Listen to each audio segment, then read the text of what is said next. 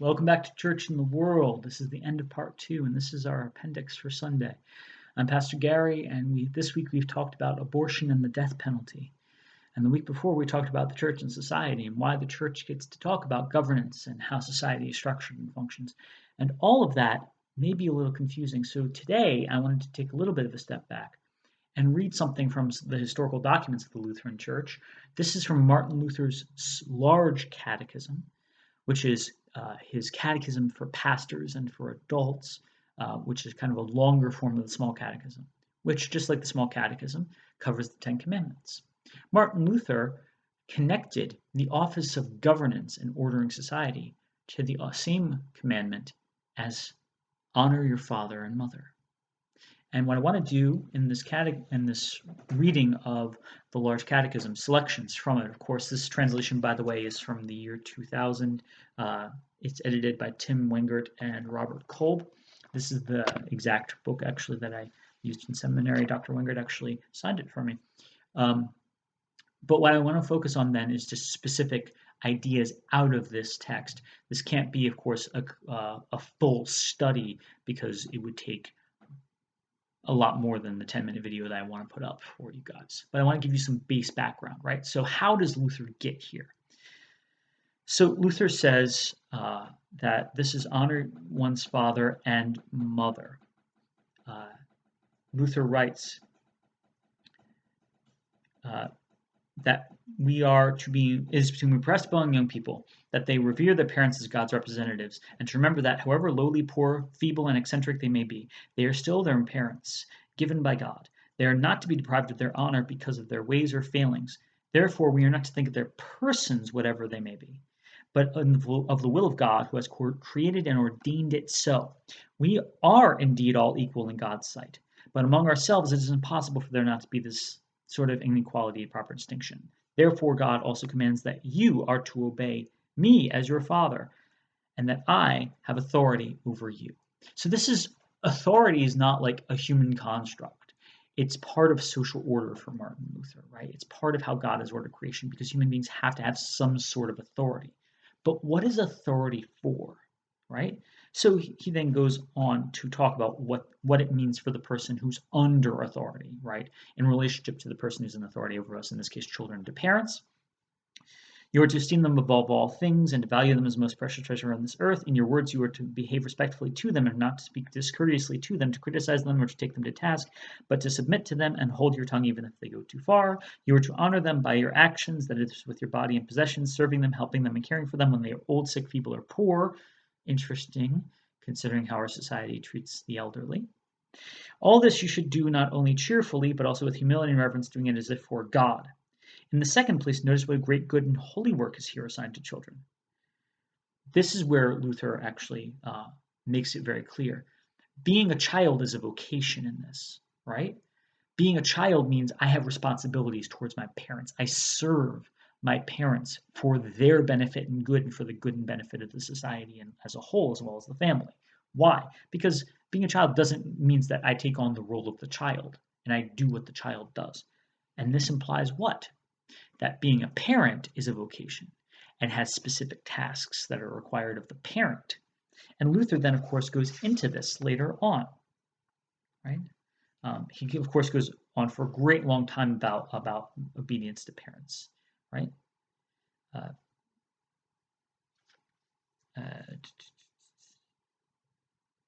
That obedience to parents, that helping the parents, supporting them is the greatest thing we can do. Showing gratitude for the kindness and for all the good things we have received from our parents. Now, however, and this is a really important section that I'm about to read to you, so I want you to pay attention. God knows well this perversity of the world, and therefore, by means of the commandments, he reminds and impels all people to think of what their parents have done for them. They then realize they have received their bodies and lives from their parents, and have been nourished and nurtured by their parents, when otherwise they would have been perished 100 times in their own filth.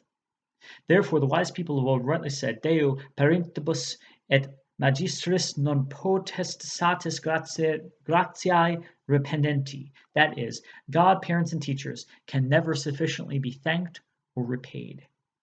Those who look at the matter in this way and think about it will, without compulsion, give all honor to their parents and esteem them as the ones through whom God has given them everything good. Notice, though, what Luther's describing here. Remember this table of things we're supposed to be thankful for. Luther's describing we should be thankful for these people for doing all these things that they surely have done, because that's what it is to be parent, teacher, and uh, godparents and teachers, right? And that like God and like parents and like teachers, then any authority is there to provide for us that which without which we could not live. Very important, right? That it's an instrument intended for welfare. This ensures the way God will have it. Render obedience, love, and service to him, and he will reward you abundantly with every blessing. On the other hand, if you anger him, he will send upon you both death and the executioner. In other words, Luther is talking about the law here. Remember, the government is a creation of the law, right?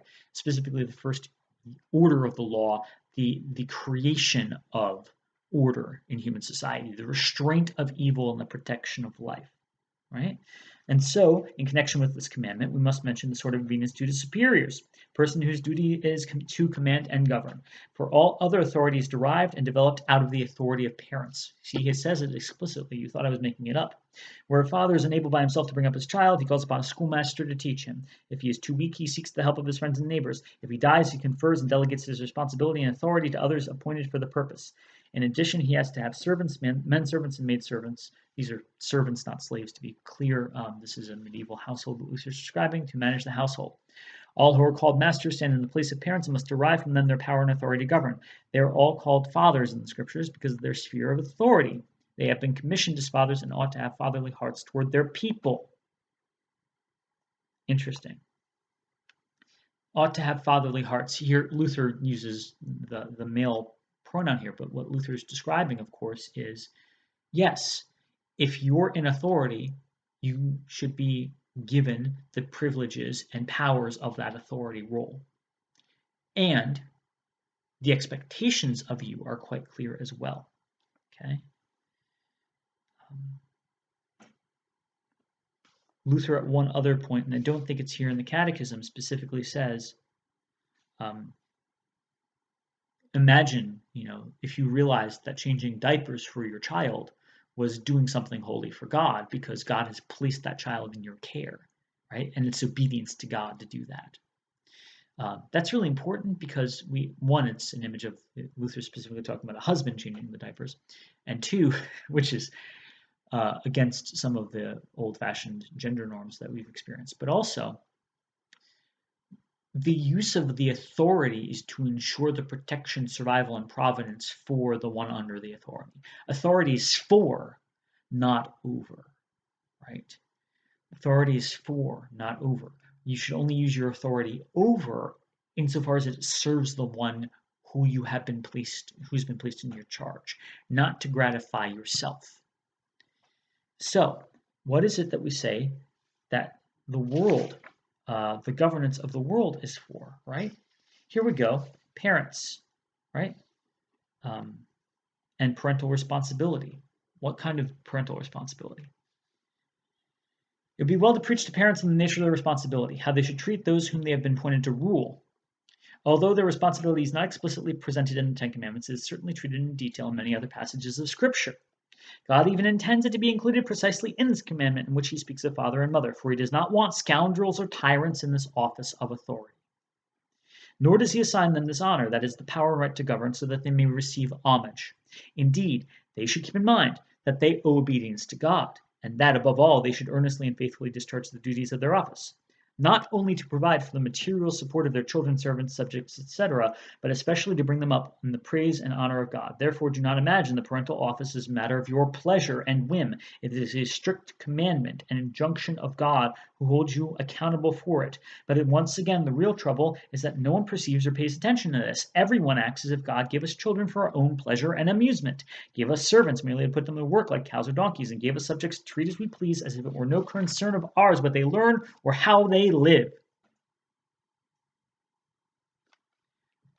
And so we see where the ELCA has gotten this language about what the government should be, regardless of what may or may not be in the Constitution or Declaration of Independence. It's in the scriptures and the faithful expositions of scriptures in the Book of Concord which is the collected confessions of the Evangelical Lutheran Church.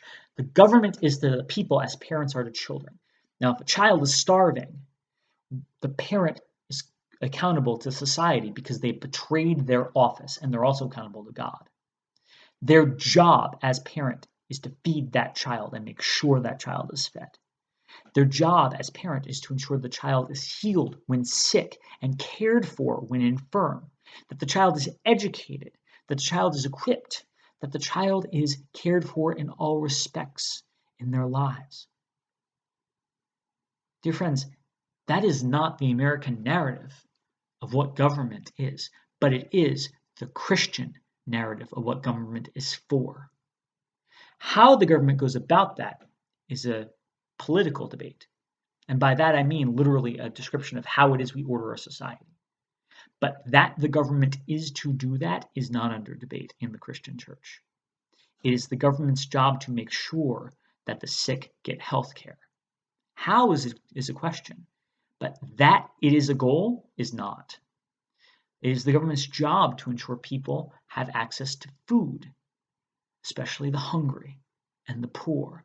It is the government's job to ensure that those who have the talent for schooling have access to the education so that they may be trained, and that the basic people, everyone, receives some level of education, if only to better the society, so that society can function well, to protect everyone else. Living in an educated, healthy society where even the poorest person is cared for is better for everyone and is in fact God's explicit commandment. What does that mean then? How do we look at our government? The government right now that we have in the United States of America and the political debates we have, are we expecting the government of the United States to act that way and to have those priorities? Does it have those priorities? Priorities whether or not we expect it to. And are the debates that we're having as a people making any sense if that's the assumption we bring to the table? Sometimes not. So then the question is, what do we as Christians say when what we hear is, it's not the government's job? The government has no right to, or the government should not, or they don't deserve, or that's not my tax dollars problem. Remember, we're in a democracy, or at least a representative republic. What the government does or doesn't do is to some extent all our responsibility in this nation. Everyone who is of voting age and a citizen. So if Christians are the majority, and this is what Christianity teaches the government is, are the politicians we're electing to office people who hold this view of what the goal of governance is, and this view of their responsibility as legislators and as judges and as prosecutors and as mayors and as police officials and as the list goes on? Are they in those positions because we know that they want to help? Or is there something else being served? I'll let you contemplate that. Thank you for coming to this little appendix on part 2 of Church in the World. I hope you'll join me tomorrow as we begin part 3. Until then, God bless.